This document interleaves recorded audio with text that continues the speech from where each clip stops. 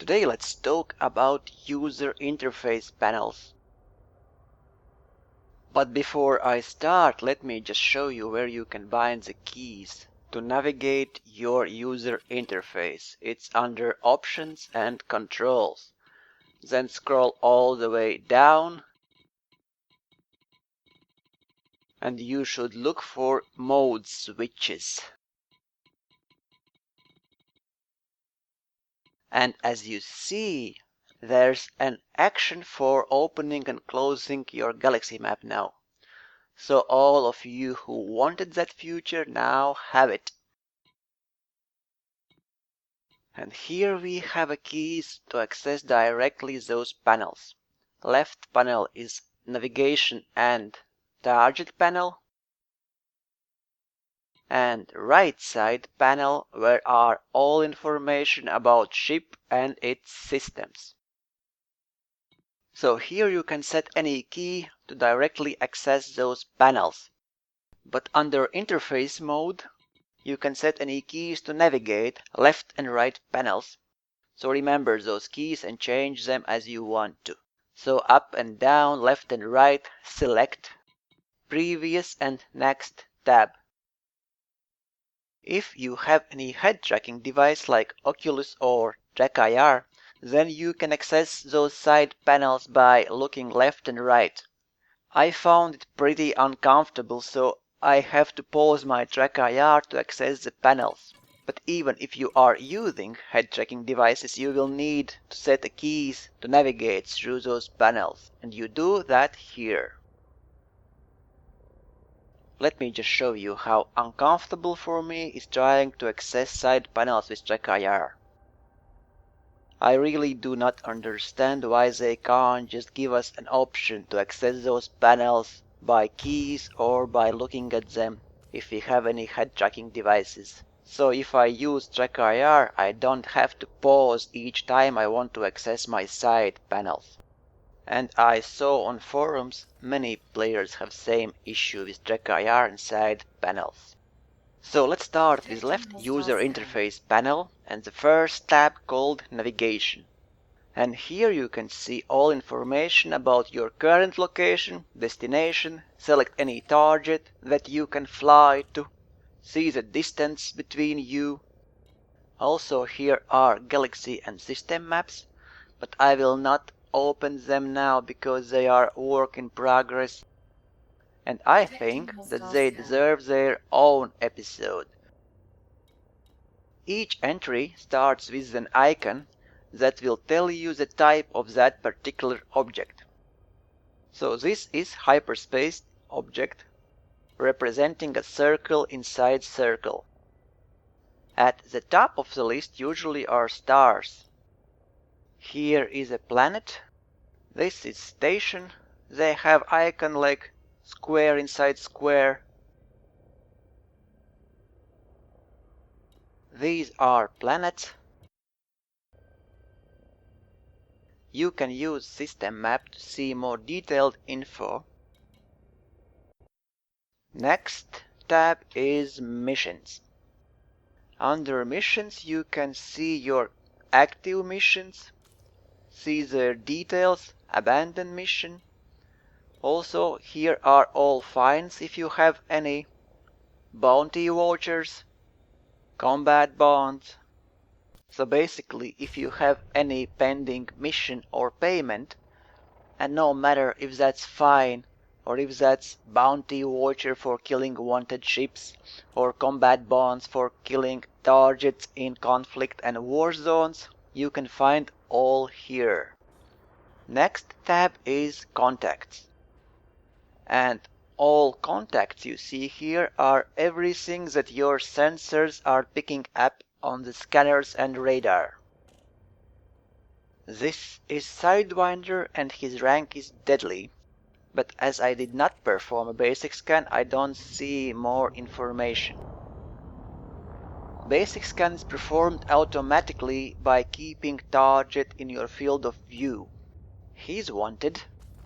And now after the basic scan is performed, I can see information about his ship, hull, shields, faction. So before you can see more information about any target, you will have to perform at least basic scan. Also there are cargo scanners and kill warrant scanners. Let's now perform a kill warrant scan and see if the ship is wanted in other systems.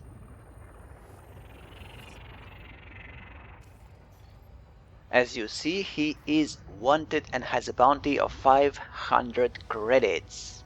But be careful, because attacking any clean ships is a crime, even if they are wanted in other systems. So if you are in non-anarchy system, you must be careful. If police ships will see you attacking a clean target, they will issue a bounty on your head and attack you. Next tab is Subtargets. Here you can see all modules the target ship has.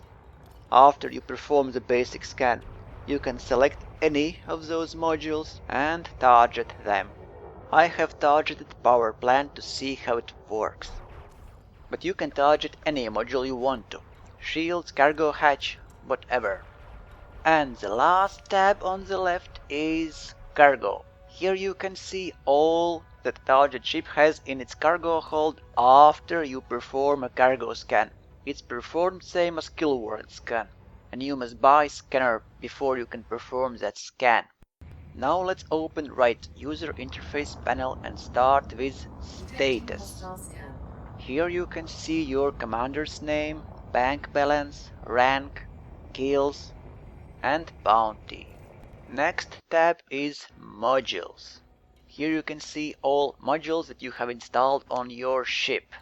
I have cargo hatch and frameshift drive currently turned off, because my power plant can't handle all my modules when my railguns are deployed. So this probably is the most important part of your right user interface tab, because you can set priorities to different modules. Also, you can just manually turn on or off any module, see its power requirements and health.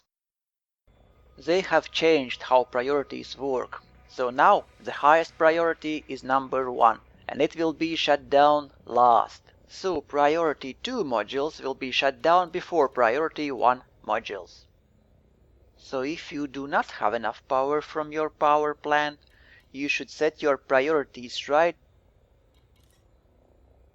Let me just show what happens if you do that wrong.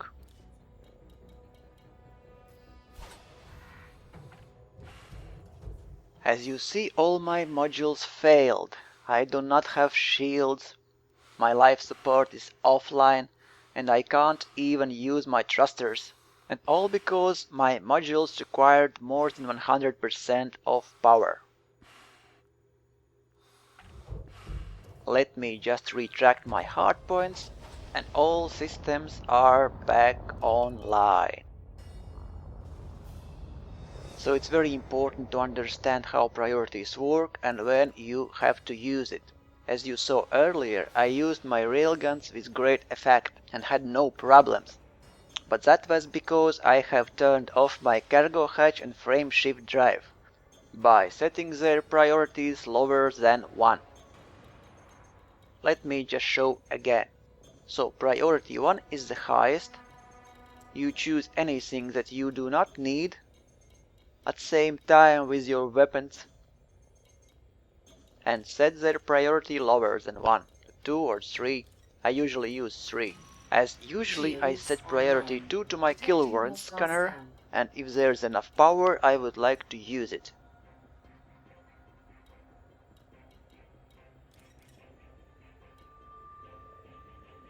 And when you have set your priorities right, when you deploy your hardpoints, all is working like a charm. So again, if you have modules that use more than 100% of your power, make sure that your power usage is always below 100% at any given time. Also, if you have auto field maintenance unit, here you can repair some of your modules. As I know you can't repair shields, frameshift drive, but less crucial modules can be repaired outside stations. And if you need to turn on or off any of your module, you can do that here just by pressing on it. I just turned my shields down. Next tab is fire groups. You can have as many fire groups as you want to and switch between them anytime. New fire group is created by adding even one weapon to that fire group. To remove a fire group, just remove all guns there are and fire group will be deleted. Currently I have 6 railguns set as my primary weapon and shield cell bank as my secondary. You don't have to add shield cell banks to any fire groups, as under options and controls you can set any key for that action, same as to heatsink. Next tab is cargo. Here you can see contents of your cargo bay. My cargo bay capacity is 150 tons and I have no cargo in my cargo bay at the moment. But if you have any cargo, you can eject any amount from here. Now let's take a look at Functions tab. Functions probably are second most important thing in the right panel. So on the left you can see current jump range, and on the right all functions that your ship has. On the top is Factions. That's where you choose the side when you arrive at conflict zones. You can retract and deploy your landing gear from here, and retract and deploy your cargo scoop. Actually, as my weapons are deployed now, I can't use my cargo hatch and can't use my cargo scoop now. So if I would need my cargo scoop now, I would have to retract my hard points. Next is Distress Beacon. Let's just turn this on and I will show you what happens. As you see, you are offered fuel. So if you are stuck someplace without fuel, you can activate your distress beacon and you will be offered to refuel. Here you can turn on or off your silent running. If you turn your silent run on, your shields will be down.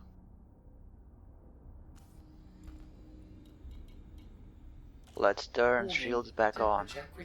Silent running off. Here are ship lights on and off. Here is flight assist on and off. Most of these functions can be assigned a key in options and controls, so you can use any way you like it.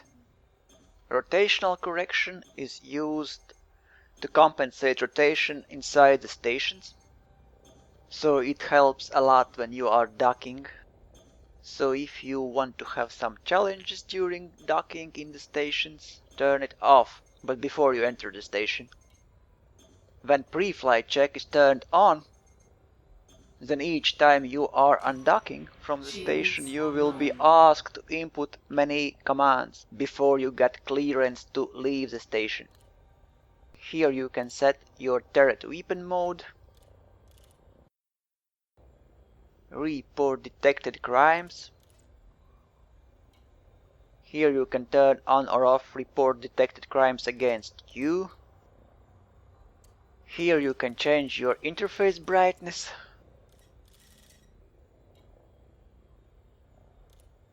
Gun sight is for your projectile weapons, leading or trailing, which one you like better.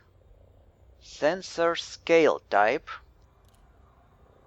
It's logarithmic or linear.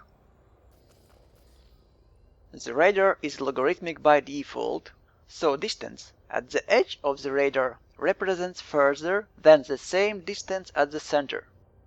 And with linear, you will have the same distance at the edge or at the center. So set the sensor scale type to anything you want. If you want it to show you same distance at the center or the edge, use linear. If you want the edges to represent further distance, use logarithmic. And the last one is self-destruct. It's self-explanatory and it works. I have tried it a couple times just to test. But if you do not believe me, feel free to test it by yourself. So, that's it about user interface panels. Fly safe.